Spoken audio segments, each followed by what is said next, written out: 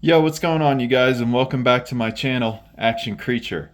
Today, by request, we are taking a look at the Earth Garon from Ultraman.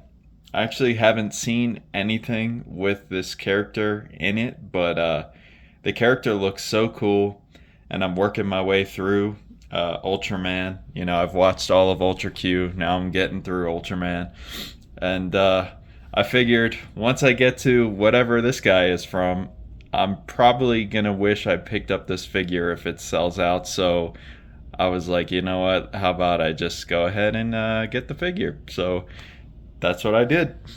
And I'm really glad I did it because this figure is pretty awesome. So let's go ahead and we'll take a closer look at the figure. But first, I want to show you guys the box because there's something a little bit important on the box. So on the box right here, it actually has all the instructions. There's not a separate printout. They're just all right here. And maybe there's also instructions on this QR code. I'm not sure, but right here you got all the instructions. It shows you the legs drop down, how to interchange the eyes, swapping out the little mouth part, swapping out the chest piece, and it shows you that all the tail flaps flap up. So just wanted to include that in case there's somebody that just automatically throws out the box. You might want to keep this one or just cut this off in case you ever need it. I mean, it doesn't seem too insane to do, you know, these little swap outs, but you know, just nice to have instructions because sometimes I know, like, you know, you'll have your figures on display and years will go by and you'll be like, oh, how do I switch that out? So yeah, just wanted to include that. But with that being said, let's go ahead and get into the details. The paint job on this guy is super clean. It looks really nice. We'll take a closer look at the head here. Let's get this to focus. Yeah, I mean, look at that. That's really cool. I mean, it's just a really badass looking mech, you know? It's somewhat kind of like Mechagodzilla, but not really. It has its differences. But yeah, I mean, no paint slop anywhere. Super clean paint job. It's an awesome figure.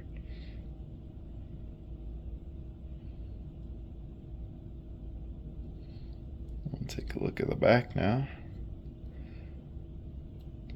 Yeah, SH Figuarts always does a really good job with their mechs. They always have nice and clean paint jobs and usually pretty good articulation too.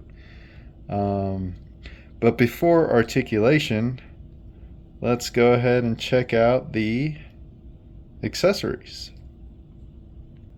Okay, so starting off first for the accessories here, we have two fist hands, which is awesome. I always love getting fist hands for kaiju figures. We don't get extra hands enough. We always just get the normal relaxed hands, but having some fisted hands right here is awesome and they look good.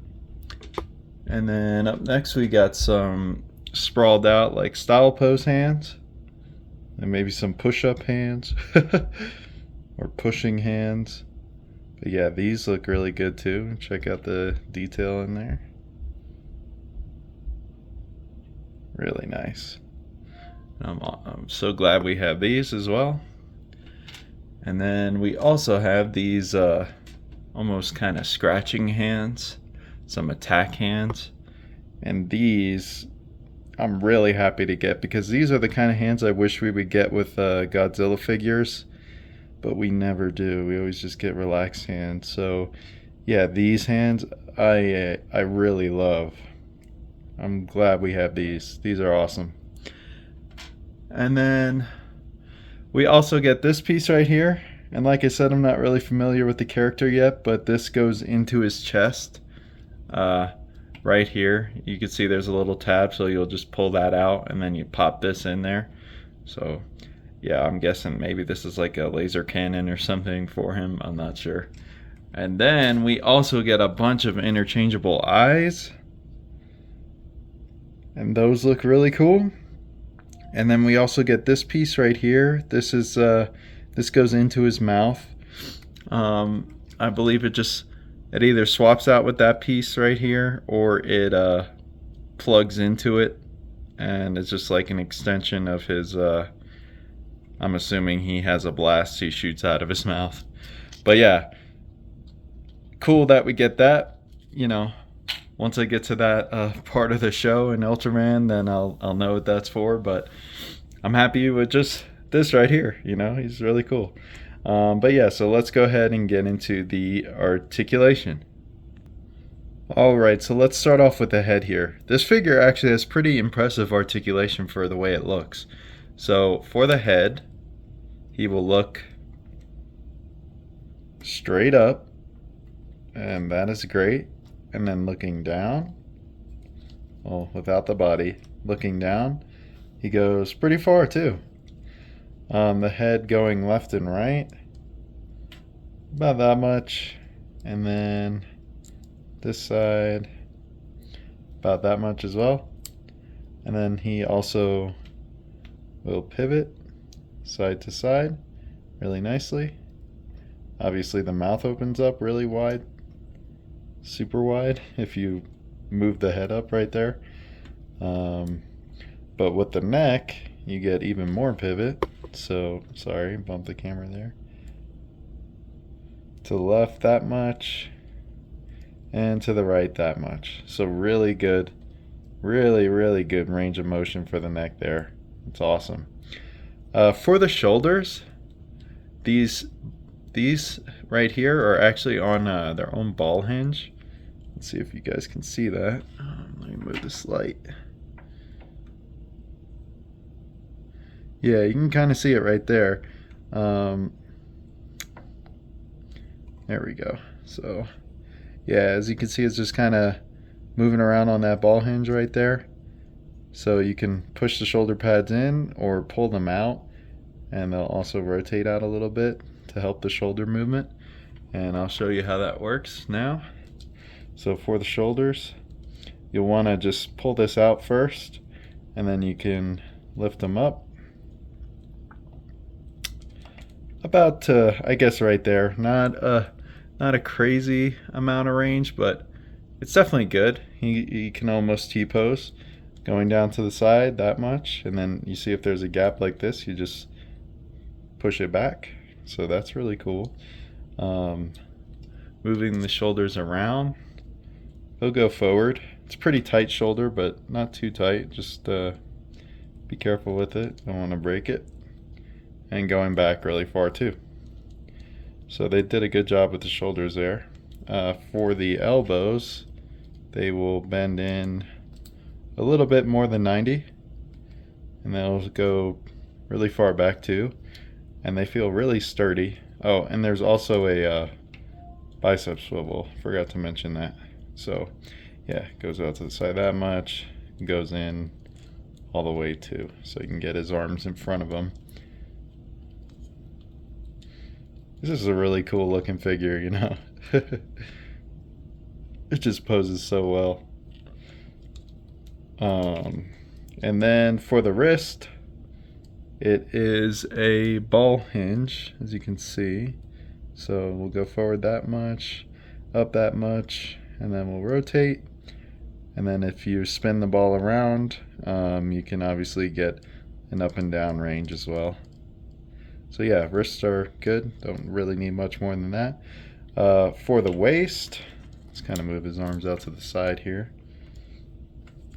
For the waist, going side to side is really good. Crunching forward is pretty decent. So if he's standing straight up, let's get him standing straight. So if he's standing straight, he crunches forward that much. And then he'll go back that much. And looks like the jaw popped off. I think the jaw itself just slides in. So let me try to slide that back in. Yeah, so you see this metal piece right there? The jaw just slides in over that. Oop, I think. All right, let me pause this and then I will explain how to get the jaw back on. 1 second. All right, and there it is back on. So this circular piece in the mouth has a keyhole on the underside of it. So you just take the jaw and push it up into this piece, and then you push the jaw in, and then it goes right back on. So didn't break or anything, just is held on with friction. So that's something to keep in mind. And even if you wanted to, you could probably just glue it on if you didn't ever want it to fall off again. But I don't really see it being a problem. It's actually on there pretty good. So maybe I just loosened it up a little bit, articulating it so much. But yeah. Anyway, so now onto the legs here. Well, I guess first you can also twist the torso really well. And like I said, goes forward, goes back that much. So yeah, really good range in the torso. I love that. Now for the legs, they actually have drop down hips. So you just grab the hip right here and pull down. And as you can see, there's now a gap right there. And that helps you bring the legs up and out a little bit more. So they'll go up that much, all the way in that much. They'll go this far back and then this far forward. So pretty good range right there.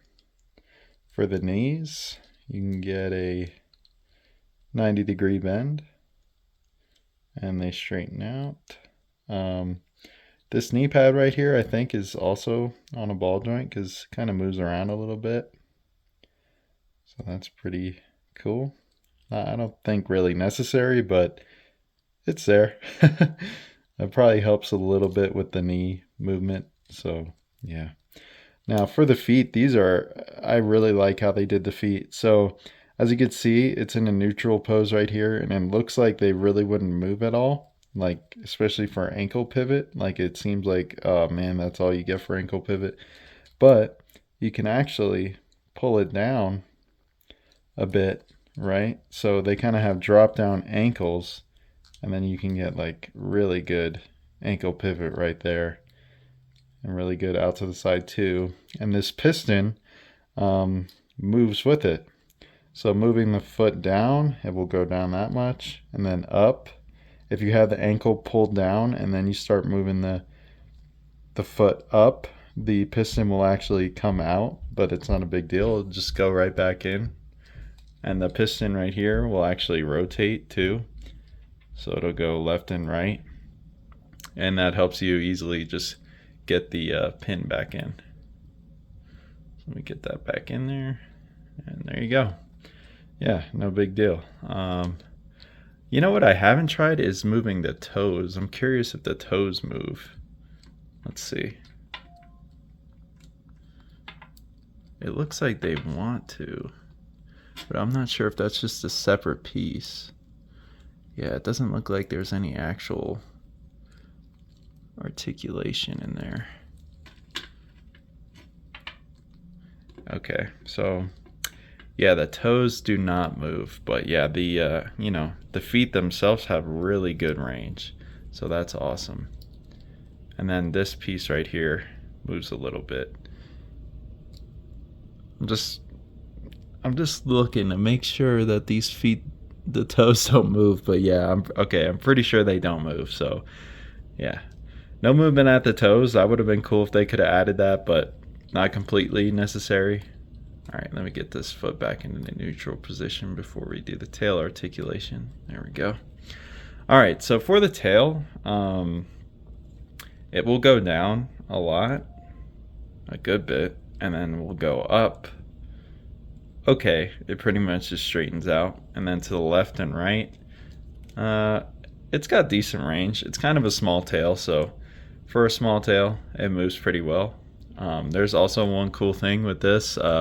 So if you look closely here, there's little tiny plastic flaps, and getting these open is actually pretty easy. I mean, if you have fingernails. So you'll just put your fingernail on the little tab right there and then pull it. Then it comes open, pops open, open, Open, open. So yeah, all of those open, and as you can see, this one is really small compared to my fingernail. But yeah, it's cool that those all open up. I'm not sure, maybe missiles shoot out of the tail in the show, but yeah, that's pretty cool right there. And then you could just easily close them up. Not hard at all. So yeah, really cool little detail on this guy. And yeah, that's it for articulation. Overall, I'm really happy with the articulation. They did a really good job with it. So yeah, it's just awesome to see. Well painted, well articulated figure. This is what I like right here. All right, so let's go ahead and get into some size comparisons. So this figure is going to scale a lot better with the SH Monster Art stuff. So here he is with the -1 Godzilla. As you can see, -1 is a bit bigger than him. Definitely, you know, wider and beefier. But yeah, these scale pretty well together. And then here is the Hiya Toys Godzilla. And he is a good bit bigger than Earth Garon right here. So there's that. Here they are, like head to head. Yeah. See, so he's a little bit on the small side. But here he is compared to the most important, Ultraman. And this size comparison really works for me. I mean, that looks like a good size difference right there. So yeah, I'm pretty sure this is not the Ultraman that Earth Garon fights, but you know, they still look good together.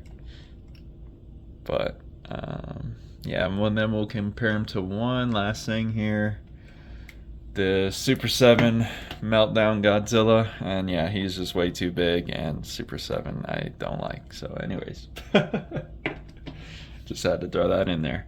All right, guys, so yeah, this figure at the end of the day is awesome. I really think it's worth it, especially if you're a fan of this character. And even if you're not a fan of the character, it's still a really awesome figure to have. But yeah, I really enjoyed it, and I hope y'all enjoyed the review. And hey, you know what? I've gotten so many new subscribers. I think in the last year, I've gone up probably 450 subs, maybe 500. No, probably not 500, probably more like 450 or 400. But yeah, I just wanted to thank you guys. You know, I appreciate everyone that comments and likes the videos. You know, y'all are awesome. I just like to share my thoughts on these figures. You know, nothing, no crazy editing or anything. I'm just having fun reviewing the figures that I pick up. So, yep, that is it for me. Thank you guys. Until next time. Bye-bye.